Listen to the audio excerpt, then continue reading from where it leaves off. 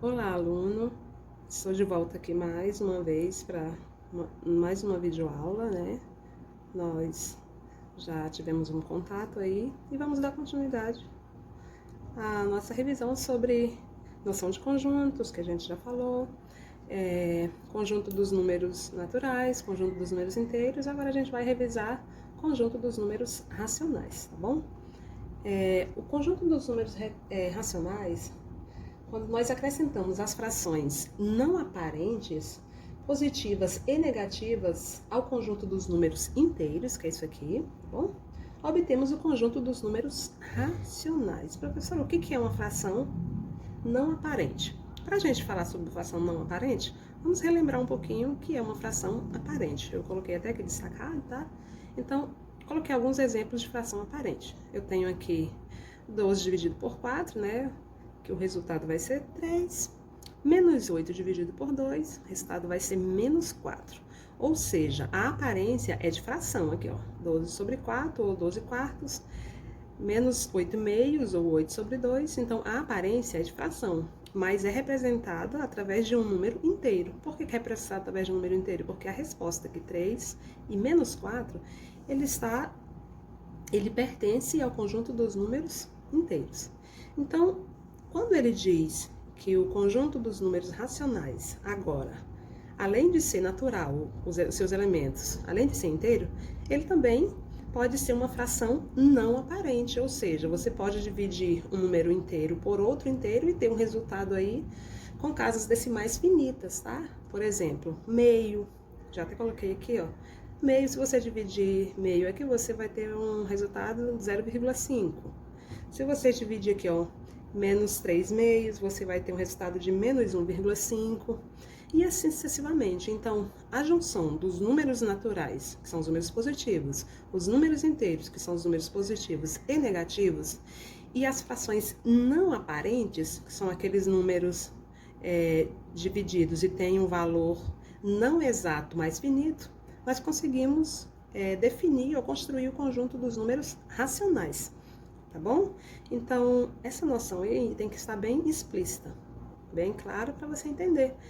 E ele me dá mais uma restrição aqui, que eu vou ter dois elementos, né? O elemento A e o elemento B, A dividido por B, o A tem que ser inteiro, o B também é inteiro. Aí ele me dá essa condição, com A pertencente aos inteiros, com B pertencente aos inteiros, que são os elementos, né? E além disso, o meu B tem que ser diferente de zero. Professora, por que o B tem que ser diferente de zero? Porque não faz sentido você pegar qualquer número inteiro aqui e dividir por zero. Por exemplo, 1000 dividido por zero, 10 dividido por zero, menos 5 dividido por zero. Na matemática isso não existe. Essa divisão dessa fração não existe. Então, por isso que ele faz essa restrição aqui, com B diferente de zero. Então, a partir daí, nós podemos definir o conjunto dos números racionais, que ele é formado por todos os números que podem ser escritos na forma de fração, tá? Com numerador e denominador inteiro diferente de zero. Essa aqui é a condição que ele nos dá, tá? Eu vou colocar a imagem direitinho para você ver. Ó, o conjunto Q dos números racionais é formado por todos os números inteiros que podem ser escritos na forma de fração. E quando isso acontece, o numerador e o denominador também é inteiro e o denominador diferente de zero. Eu pego isso aqui, essa condição que ele me dá, e posso representá-la de forma simbólica, que é isso aqui que a gente tem, ó. Eu tenho que o meu Q é igual a x, tal que x vai ser igual a A sobre B, a uma fração não aparente, né? Com A pertencente aos inteiros, com o elemento B pertencente aos inteiros, e o meu B também tem que ser diferente de zero. Então, quando isso acontece, nós podemos concluir, ou podemos utilizar, tá, o seguinte raciocínio. O conjunto dos números naturais está contido no conjunto dos números inteiros, tá? Que está contido no conjunto dos números racionais. Isso aqui é interessante a gente saber, tá bom?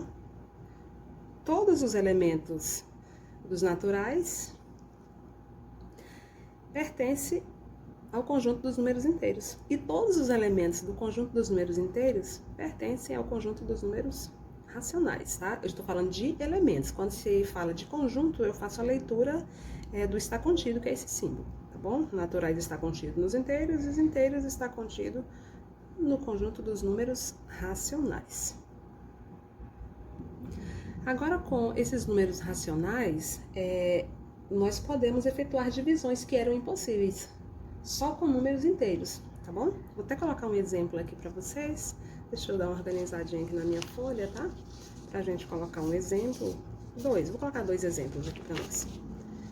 De divisões de números racionais, tá? Só um minutinho aqui. Vamos lá. Um exemplo básico aqui. Escrever exemplo. Vamos pegar uma divisão aqui.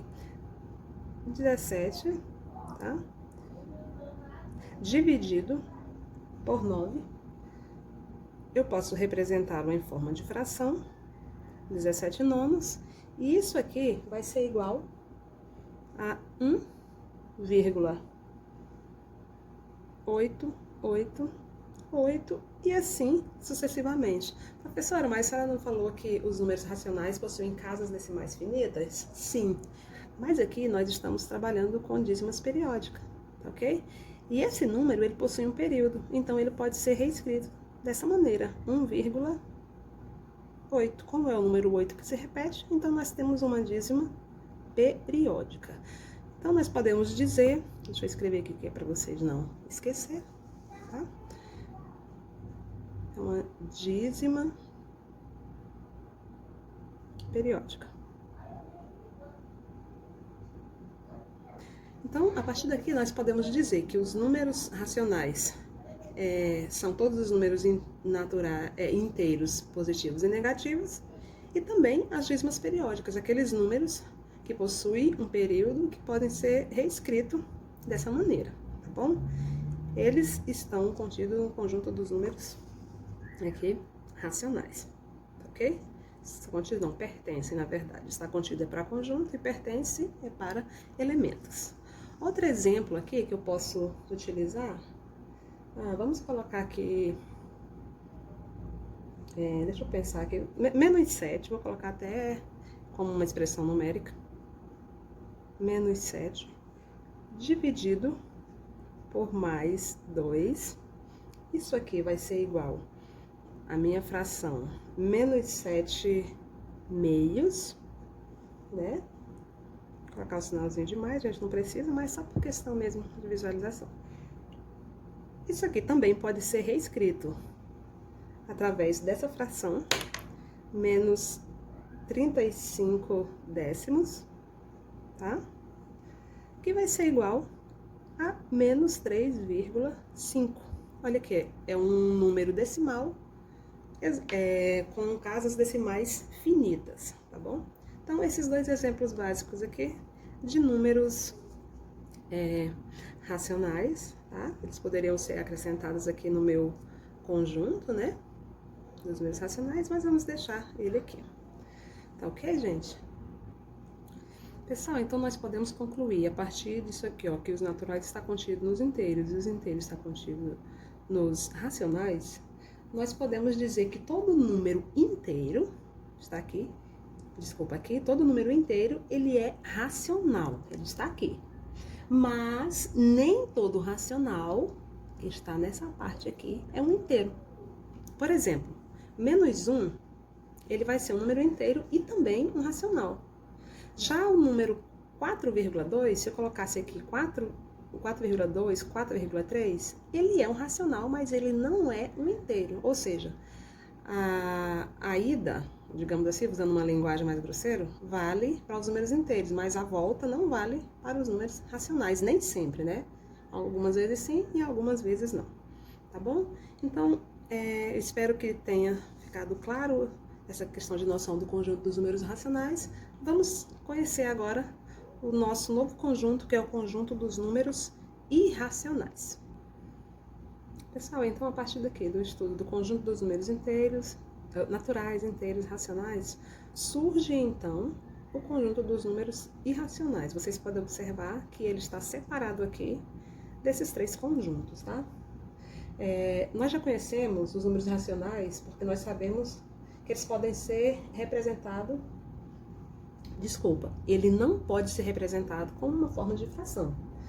Acontece que anteriormente, a descoberta dos números irracionais, os números eram apresentados como racionais. Até descobrir esses números racionais aqui, eles eram conhecidos como racionais, porque poderiam ser representados em forma de fração, já que se pensava que todo número poderia ser escrito assim. No entanto, ao deparar-se com raízes não exatas, é interessante a gente lembrar do que são raízes, né? Percebeu-se que o conjunto de números racionais, que era isso aqui, já não englobava todos os números, tá? Já não conseguia mais definir todos os números. Surgindo daí, então, a necessidade de um novo conjunto. Por isso que surgiu aqui esse novo conjunto, porque alguns números não poderiam ser escritos na forma de fração. Então surgiu o conjunto dos números irracionais. E ele é composto por dízimas não periódicas, raízes não exatas, tá bom? E assim sucessivamente. Eu até coloquei aqui, ó, como exemplo, né? Quem seriam essas raízes não exatas? Eu vou aqui escrever para vocês alguns exemplos de raízes não exatas. Por exemplo, raiz de 2, raiz de 3, raiz quadrada de 11, tá? Raiz cúbica de 10, raiz quinta de 9, e assim sucessivamente. A gente tem várias raízes não exatas, tá ok? Então, o que seriam essas raízes não exatas? É quando um número natural não possui uma raiz exata. Por exemplo, quando eu falo raiz quadrada de 9, eu já sei o resultado, é o mais prático, né? Que é 3. Por quê? 3 vezes 3 é 9. Agora, quando eu tenho uma raiz não exata, que são esses exemplos aqui, e existem outros, começou-se a pensar em montar um conjunto matemático diferente para representar esses números dessas raízes não exatas, tá?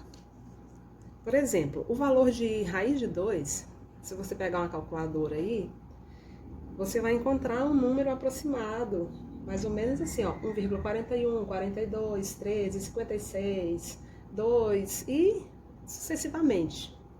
Se você pegar o raiz de 3, você vai encontrar um valor aproximado de 1,73, 20, 50, 80, 75 e sucessivamente. Então, essas raízes não exatas e também não periódicas, tá? Eu vou até colocar bem aqui, que fica melhor, o valor de raiz de 2. Vou colocar aqui 1,4142 35, 62 e assim segue, tá bom? Tem infinitas casas decimais. Esses números aqui, ó, eles não podem ser representados como dízimas periódicas, ele não tem um período. Esses números, eles ficam variando, ó, em 41, 42, 35, 62, então esse número não pode ser escrito de uma maneira, através de uma dízima periódica, né? Com um período que se repete. Se aqui fosse 1,4444, 41, 41, mas não, isso não acontece. Então, esse número ele é chamado de número irracional, ok? Outro exemplo de dízimas não periódicas, tá? Vou pegar outra raiz aqui, vamos pegar essa raiz de 3. Vou colocar aqui. Se você puder acompanhar com a calculadora aí, você pega, procura a raiz de 3, você vai encontrar um número parecido com esse aqui, ó. 73, 20, 50, 80, 75 e assim sucessivamente. Então, isso é outro exemplo de uma dízima não periódica, porque não possui um período quando você procura a raiz de 3, tá bom? Então, como esses números, eles é conhecido como dízima não periódica, porque a sua parte decimal não existe uma repetição que nos permite que nós possamos prever ou que possamos mais ou menos saber qual seria o próximo número, nós chamamos eles de dízimas não periódicas. Outro exemplo de dízima não periódica é o conhecido pi, né, que vocês gostam muito de falar.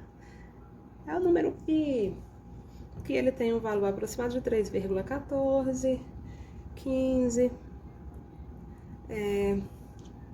Ver se eu lembro aqui. Ah, tá, lembrei. 92, 65, 35 e assim sucessivamente. Então, outra dízima não periódica muito conhecida é o próprio pi. E ele também está dentro do conjunto dos números irracionais, tá bom? Ele não vai estar contido no conjunto dos números racionais. Então, esses são exemplos que a gente pode estar aqui acrescentando aos nossos números irracionais.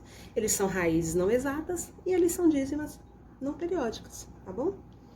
Quando você encontrar números assim, automaticamente você saberá que você está trabalhando com números irracionais. Então, na linguagem de conjunto, eu não posso dizer que o conjunto dos números irracionais está contido nos números racionais, tá bom? Eu não posso dizer isso jamais. Ou seja, nenhum elemento dos irracionais pertence ao conjunto dos números racionais. Então, a partir daí, vamos falar um pouquinho sobre o número racional e irracional ao mesmo tempo. Eu posso dizer que a união dos números racionais com os números irracionais, eu vou ter o conjunto dos números reais, tá bom? Isso aqui, que é esse conjunto todo aqui, ó, é a união, tá, gente?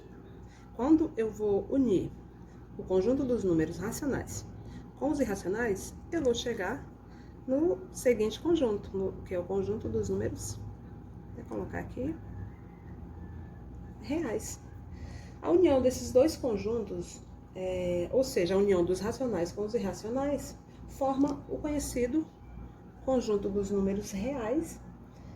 E esses números reais, eles podem ser tanto racional quanto irracional. Se você escolhe um número aleatório aí, automaticamente você vai estar trabalhando com um número real, que é o que a gente vê até o 9º ano, 1º ano, e depois, sucessivamente, a gente vai conhecer outro conjunto, mas vamos nos limitar, na verdade, agora ao conjunto dos números reais.